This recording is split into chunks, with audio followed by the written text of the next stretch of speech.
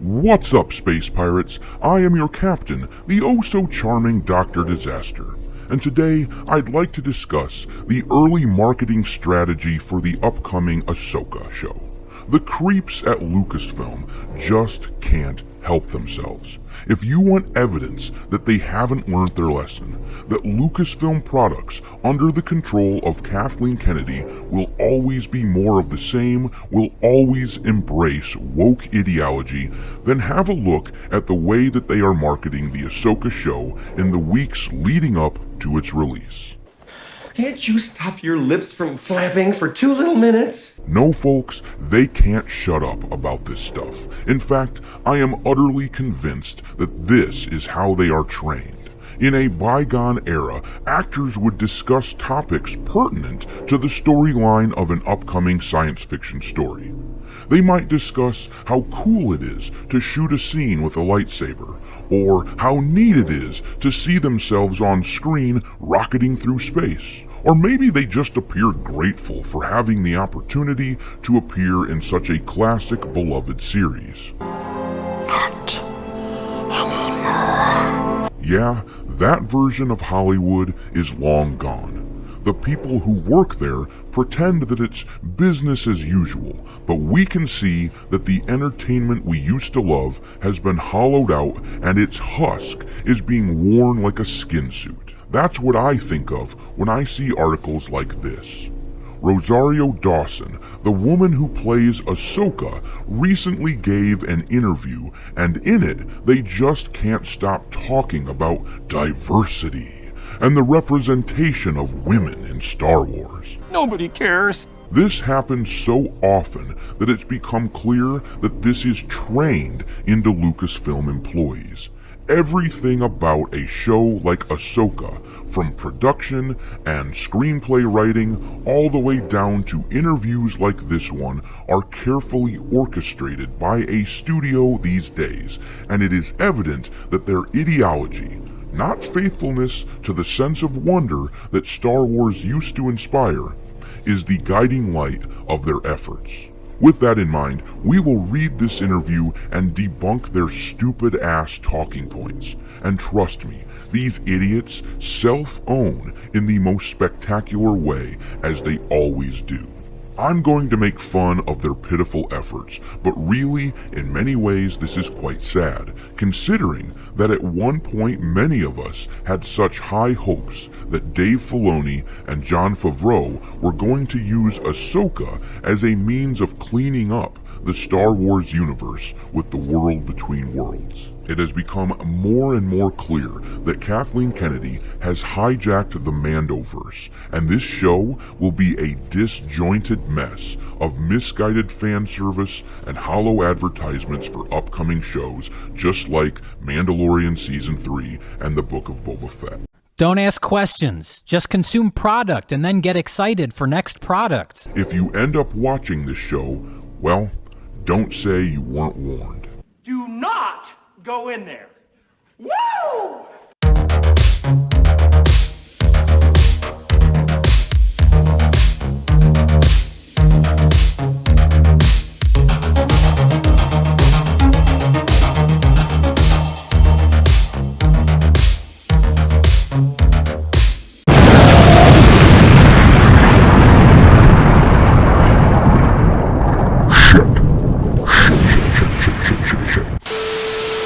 Alright, we are going to be reading from an article written by The Direct. The title of this thing is Ahsoka Producer Announces 3 Biggest Rebels Characters in New Disney Plus Show. The article says, an Ahsoka executive producer confirmed the 3 main returning from Rebels characters of the upcoming Disney Plus Star Wars series. Casting for live-action Rebels characters has been a hot topic for fans over the past few years, especially once Rosario Dawson debuted as live-action Ahsoka in The Mandalorian Season 2. Rebels characters like Grand Admiral Thrawn, Chopper, and Ezra Bridger have all appeared in the Ahsoka trailer, but will not be the most essential characters. Alright guys, let's play a guessing game. The three main characters of this show all share a gender. Can y'all guess which one it is? If you guess women, then you've been paying attention. I'm old enough to remember when diversity meant variety. But apparently, now it just means anything except for people who share the characteristics of Luke Skywalker and Han Solo.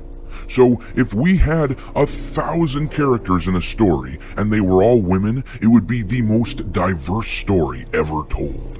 But now, can you imagine how the Harpies would scream if 3 male main characters were portrayed on screen? Human sacrifice, dogs and cats living together, mass hysteria. But I digress. The article continues, while speaking with Total Film magazine, Ahsoka executive producer Carrie Beck said that the show is about a Jedi, a warrior, and a general, indicating that Ahsoka, Sabine Wren, and Hera Syndulla are the most important characters in the series. Making their live-action debuts, Sabine is played by Natasha Liu Bordizzo, and Mary Elizabeth Winstead is playing Hera. Beck added, these characters are defined by their roles and responsibilities to each other and the galaxy. This furthers the confirmation and Lucasfilm's idea of embracing a female-led Star Wars project. Leading star Rosario Dawson said it took her a second to appreciate how many women were on the show Rebels. When you watch the 15 years of Ahsoka's journey in animation, it took me a second to even appreciate how many women were on the show. And that was Dave's proclivity, that was George Lucas's proclivity, and now to see it continue on with John and Kathleen Kennedy, it's really quite beautiful. Dear God, it's beautiful. As an aside, I think we will look back years from now and realize that The Mandalorian's first 2 seasons were a wild anomaly, a product of a time immediately after The Last Jedi where people were turning away from Star Wars in droves, and Kathleen Kennedy was either removed from total control of the franchise, or at the very least, she permitted, in a move of desperation, Jon Favreau to have unbridled creative license to write his own story without her interference. Either way, I think we will look back at those first 2 seasons as the last interesting Star Wars stories told on screen.